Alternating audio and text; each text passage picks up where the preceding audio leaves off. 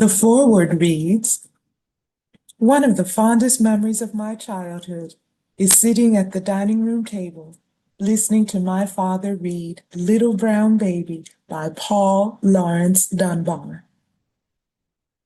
My younger sister sat on his lap, and I in the chair next to my mother. The poem starts like this. Little brown baby with the sparkling eyes. Who's daddy's baby and who's daddy's child? Come to your pappy and sit on his knee. What you been doing, sir?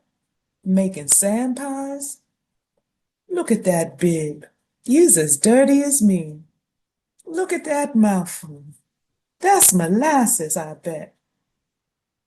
Come here, Mariah, and wipe off his hands. Bees gonna catch you and eat you up yet, being so sticky and sweet. Goodness lands, who's pappy's darling and who's pappy's child? My father always started off the poem by stopping periodically to catch the dialect. But near the end, he recited the words as if he were ready to burst into song, having gotten into the rhythm of the words. The entire house was still. Everyone was taking in the pictures created by the words of the poem's author and the conviction in the robust tenor voice of the speaker. For me, I cherish those family moments. How many daddies sat at home with the little girls to read to them? My favorite lines were Little Brown Baby with the sparkling eyes and Who's Pappy's darling and who's Pappy's child? There's a line in the poem that says the boogeyman is going to come and get the child. Daddy looked into the den to pretend the boogeyman was coming to get us as he read. We would scream with delight. Daddy has always been an awesome storyteller, whether there was a moral to his tale or not, although most of the time there was. There were always quotes from his grandmother, like, "A hard head makes a soft behind," or, "As long as I have my 2 feet, I can do it myself." The recollection of his childhood memories always provided a proud glimpse of who the Johnsons were, how they functioned in Tulsa, Oklahoma, and the impact the church, the family, and food had on daily life. These stories also gave me, for some reason, a strong will to succeed. I dare to say that these stories have aided in creating the person I am today. When I get tired and frustrated, I still recall my mother saying, "Girl, get up from there. You are a Johnson, and Johnsons don't quit." I am both excited and relieved to know that these stories are in print. Firstly, because I have a chronicle for myself to know who a part of my family was and is. Secondly, it is vital for my children, when I have them, to understand their roots and the truths about themselves in this great land we call America, long before they are told a misconstrued story by society. They'll be better equipped to distinguish reality from fiction, value from frivolity, power from powerlessness, true respect from impertinence, sincerity from hypocrisy, dignity from foolishness, and divine authority from self-righteousness. This, in turn, I hope, will give them strong backbones, not unlike those possessed by the women and men recounted in this book. With this historical document, I believe the children of the future generations of this lineage can break down walls to reach higher heights. I consider this book to be a treasure, one that needs to be on the shelves of every American family. It is my hope that more fathers and mothers sit and tell their children their stories. So much more than just laughter comes to light. From the foreword, we get that the author wrote this book to honor and thank ancestors, to preserve family stories, show the church's impact on the family, explain family's food history, instill family values, inspire family members' success, and permit offspring to build from a known foundation.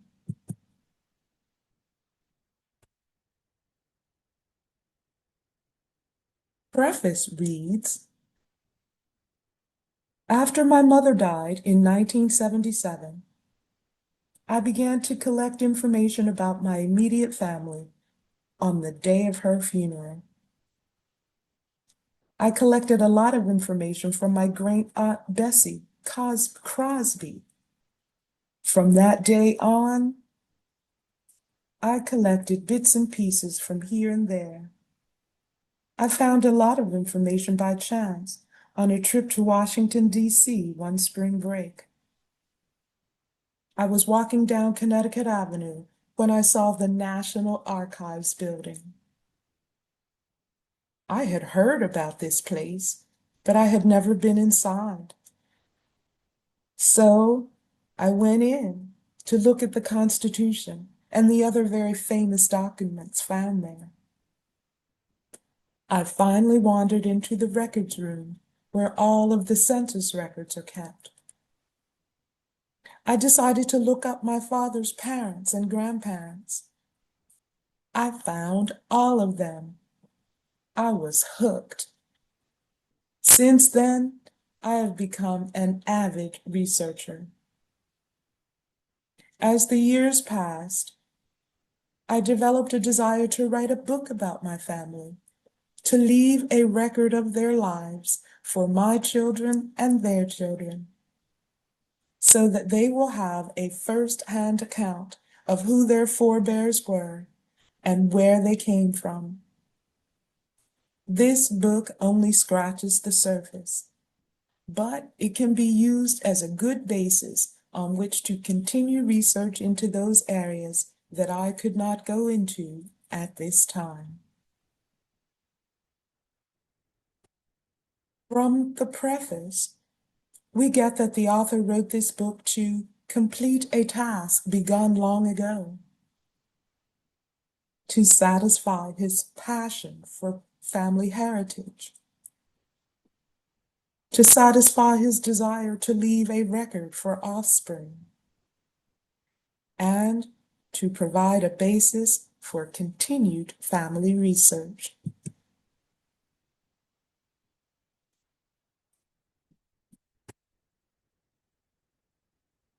A bit about the book's core content. The author makes a point to situate this family's story in its West African origins. The book includes a chart of the writing system of the Shaman people of Cameroon, as well as a bronze head of a Benin queen and a wooden mask of a Benin king.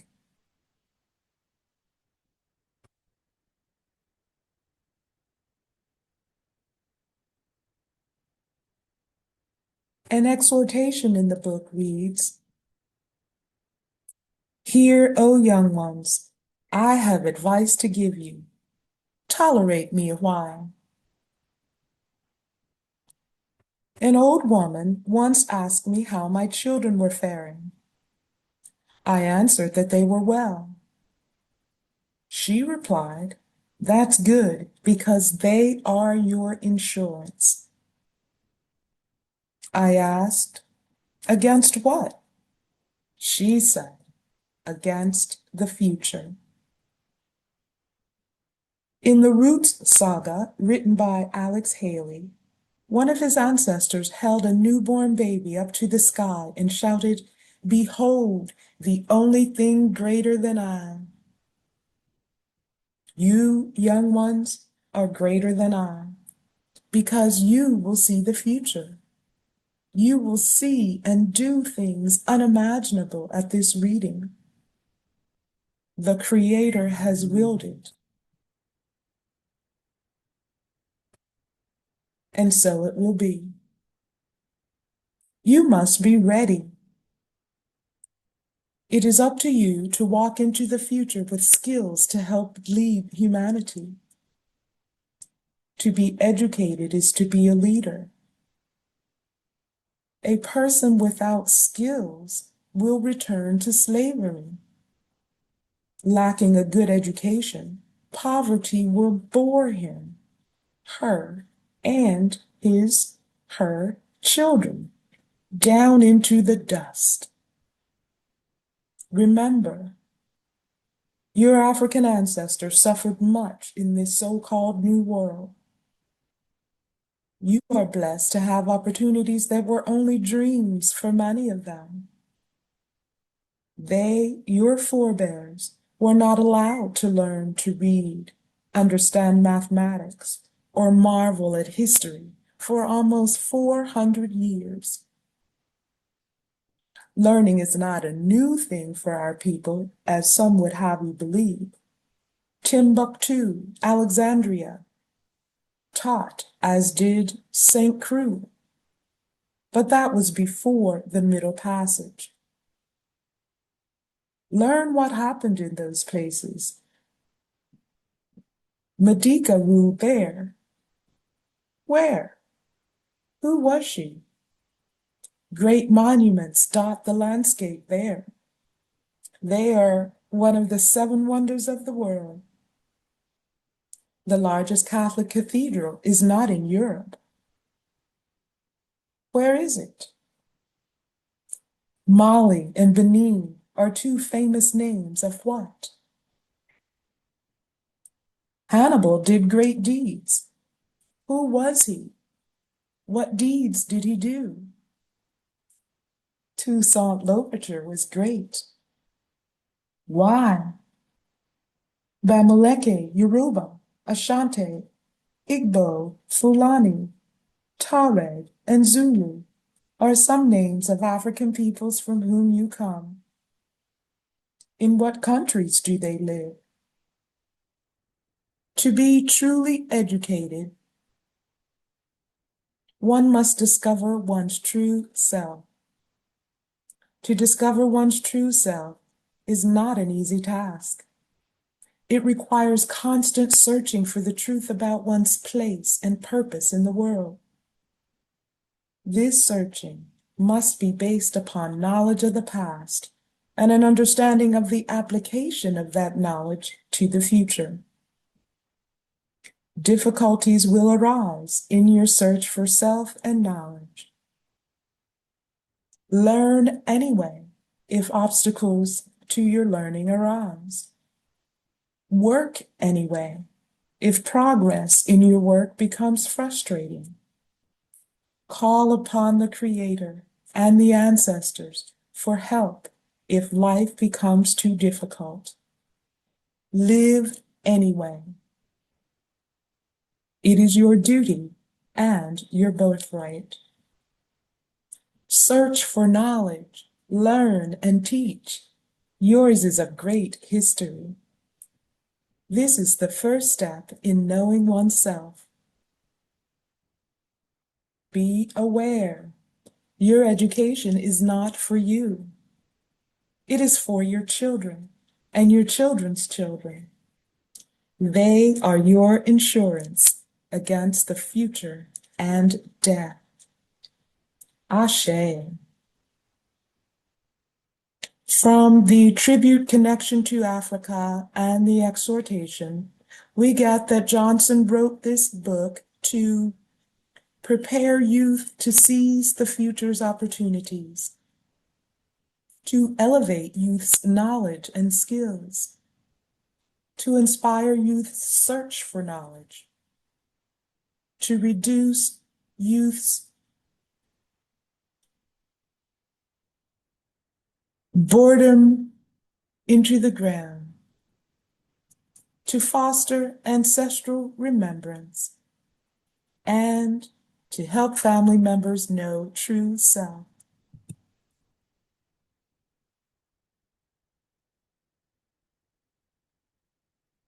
Chapter 1 is about the author's great-grandparents Ed and Martha Trent.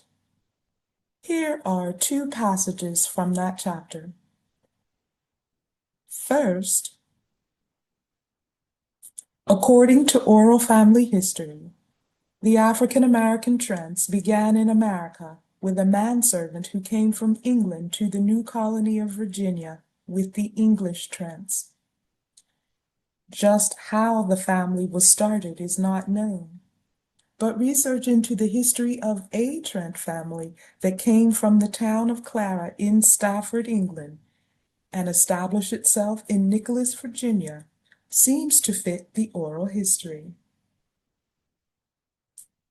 Sometime during the 17th century, Henry Trent, the son of French immigrants from the town of Clara in Stafford, England, settled in Jamestown Colony, Virginia. He later relocated to Henrico County, Virginia, which is in the Norfolk area. The English Trents became landowners and slaveholders in Nicholas County, Virginia. That eventually became part of West Virginia when it ceded from Virginia. They were not great landowners.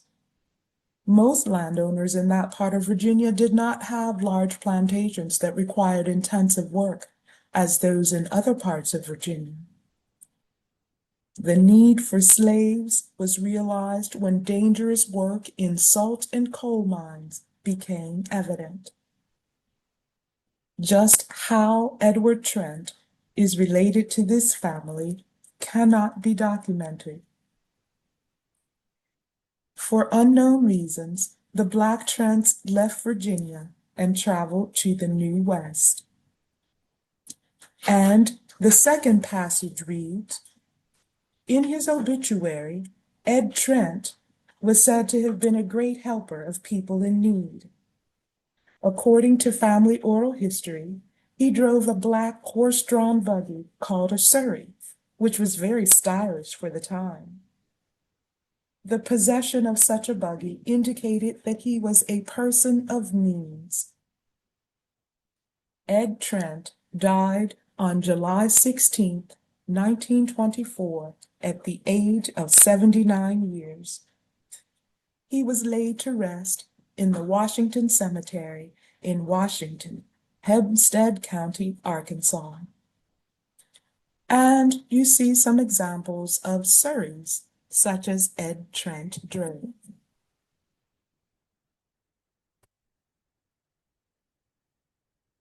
From these Chapter 1 excerpts, we get more and overlapping reasons why the author wrote this book, bringing the total to at least 37. These include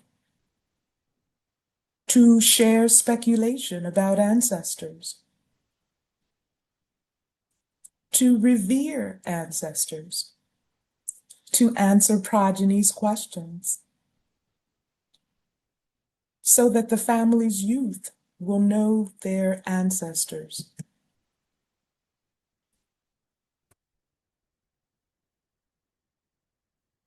To take advantage of altered circumstances that permit completion. To show gratitude for life. To convey why he's fortunate. To please those who helped research the book. To inspire family members' success. Permit offspring to build from a known foundation. To complete a task begun long ago, and to satisfy one's passion for family heritage.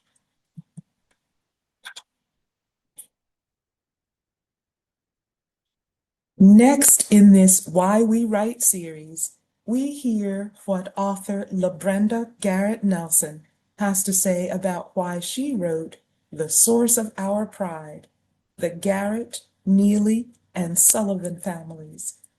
200 years of African American history beginning in Lawrence, South Carolina.